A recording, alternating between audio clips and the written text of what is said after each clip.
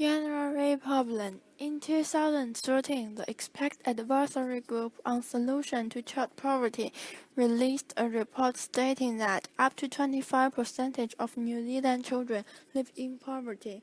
One of the major issues faced by children in poverty is that they generally go to school without lunch. Attending school without lunch causes low concentration and means children do not learn to their best potential, among other problems. In 2014, the Office of the Children's Commission has released best practice guidelines for school food programs. Teachers know that hungry children will struggle to learn. It might be difficult for children to pay attention at class. Poor nutrition, including skipping meals, has negative effects on cognition, behavior, and overall health in children. It means children do not do as well as they can at school and have more time off sick. This shows that children going to school without lunch that is a problem not just for children themselves, but also their peers, teachers, and families. Unfortunately, the government's response has been to either say that providing lunch is a parent's job, or to deny that the problem even exists. There has been a very recent political attempt to solve the problem through the Education Amendment Bill. This bill aims to require the government by law to provide free breakfast and lunch for December 1 and 2 school. The bill explanatory note stated, growing level of poverty in New Zealand have resulted in too many parents being unable to afford to provide their children with breakfast before school and or lunch at school, or being unable to afford to provide their children with enough nutritious meals before and during school. However, the bill was voted down by the government on 18 March of 2015, given that the attempt to solve child poverty through legislation has failed. Another type of solution must be put forward. As a registered charity, we will not pay, which will allow us to spend all money received on providing our lunch program.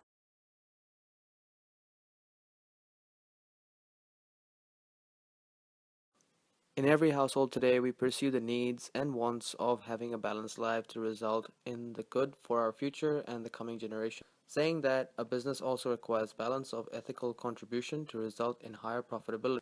This is where we introduce the concept of utilitarianism, which has influenced many businesses for many years and has been altered over time to suit the best possible needs for a business in an ethical form.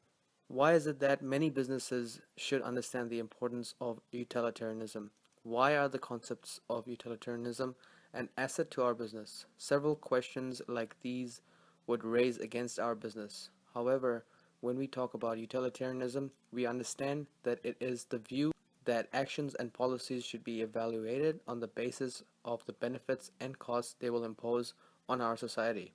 Thus, as you know, our business will be providing the youth of New Zealand with cheaper and healthier food to make a difference in reducing child poverty.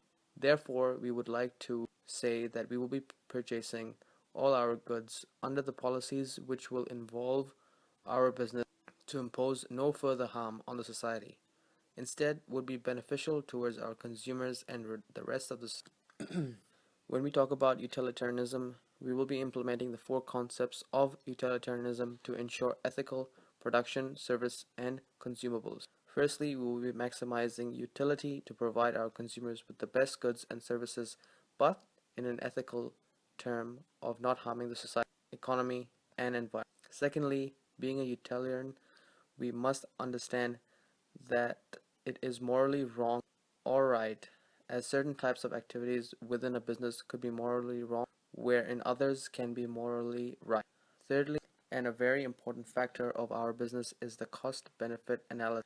We have a clear indication on our business expanding further, as sources have suggested that child poverty is increasing and the government will help if needed, as the children are the future of New Zealand. Fourthly and lastly is providing efficiency in our business, which we will, as our business is a health and nutritional organization for our children. We understand the concepts of utilitarianism as it helps us as business advisors to be more ethical in our approach and thus result in sustaining our business presently and for the future. And finally, with the use of our utilitarian principles, We as a business are addressing you that our motto is plain and simple: keep calm and live a healthy life. Causes and effects of rules rather than consequences, and it doesn't matter what the consequences may be or who does it, but some actions are always wrong. According to Kant's ethics, there are three principles which Kant suggested for categorical imperative. Categorical imperative involves an individual performing a certain action as compulsory regardless of the end result or away from any personal goals. Our businesses providing healthy lunch for the primary school kids and our employers will be treating everyone equally with respect, and so as our consumers. First, an action should only be considered as ethically correct if it can be accepted or made into universal law. Based on this in principle, Kant suggests that every action should follow a set of rules that it is obeyed by everyone as a universal law without any exception. Both action and principle must be rational in order to be considered as morally wrong. Therefore, if an individual does not agree to follow the set rules, those morals are no longer applicable. Second maxim states that people may not be treated as means to end.